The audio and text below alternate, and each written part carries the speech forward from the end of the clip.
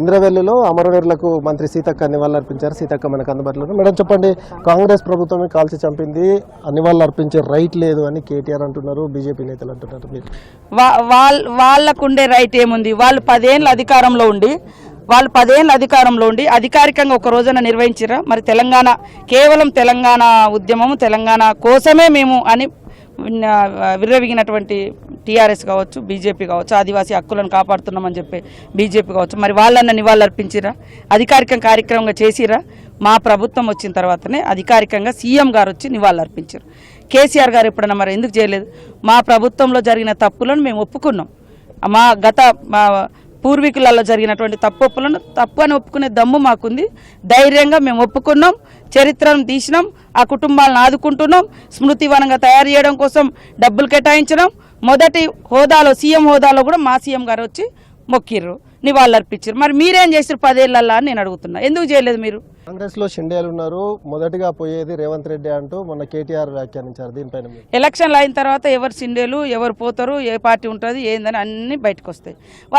వాళ్ళకు షిండేలు సికండి పాత్రలు పోషించడం వాళ్ళకి అలవాటు కాబట్టి మమ్మల్ని అట్లా బదనాం చేస్తున్నారు. ఎందుకంటే వాళ్ళ నుంచి పెద్ద ఎత్తున లీడర్లు వస్తున్నారు. కాంగ్రెస్ బీఆర్ఎస్ అవినీతి పార్టీలు అని బీజేపీ నేతలు అంటున్నారు. అది వాషింగ్ పౌడర్ నిర్మా. బీజేపీ అంటే వాషింగ్ పౌడర్ నిర్మా. ఇవాళ పక్క రాష్ట్రం అశోక్ చవాన్ ఉన్నప్పుడు మన పార్టీలు ఉంటేనేమో హౌసింగ్ స్కామ్ చేసిండు, హౌసింగ్ అశోక్ చవాన్ అన్నారు. అలా పోగానే వెంటనే ఎంత దుర్మార్గం అంటే బీజేపీ లీడర్లారా ఆలోచించండి. ఎస్, మా దాంట్లో అవినీతి అయినప్పుడు మీ దాంట్లోకి రాగానే వాషింగ్ పౌడర్ నిర్మా ఎట్లా చేస్తారు? ఆయనకు అదే కాదు, మీరు ఎంపీ కూడా ఇచ్చారు, ఏది రాజ్యసభ కూడా ఇచ్చారు.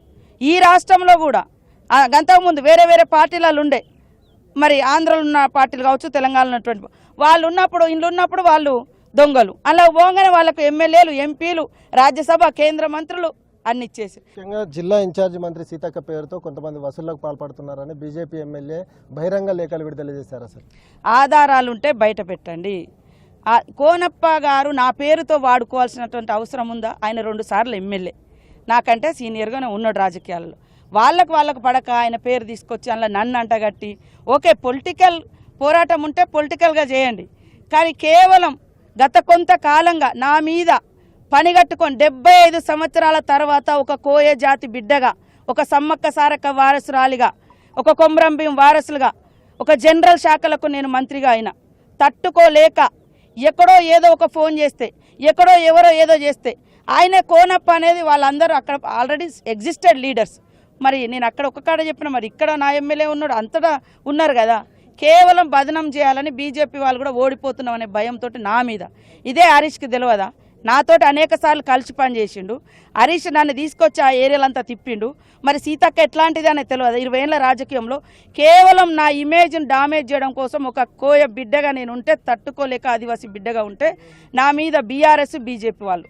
Thank you. మొత్తానికైతే కాంగ్రెస్ పార్టీ చరిత్ర ఆదివాసులకు, బడుగు బలైన వర్గాల కోసం పనిచేసింది. కానీ అవినీతి అక్రమాల చరిత్ర, ఇందులో అక్రమార్కులు అంటే ఆ తర్వాత వెళ్ళి బీజేపీలో కలవడం మూలంగా వాళ్ళందరూ సక్రమం అయిపోతున్నారని బీఆర్ఎస్, అదేవిధంగా బీజేపీదే అక్రమాల చరిత్ర అంటూ సీతక్క ఫైర్ అవుతున్నారు. దీంతోపాటు సీతక్క పేరు చెప్పి డబ్బులు వసూలు చేస్తున్నారనే ఆరోపణలపైన ఆమె స్పందించారు. ఆధారాలు ఉంటే పోలీసులకు ఇవ్వండి, ఎవరు అలాంటి వసూలు చేసినా తాను చర్యలు తీసుకుంటానని సీతక్క స్పష్టం చేస్తున్నారు. కెమెరామెన్ సత్యంతో సారంగపల్లి NTV, ఇంద్రవెల్లి నుంచి.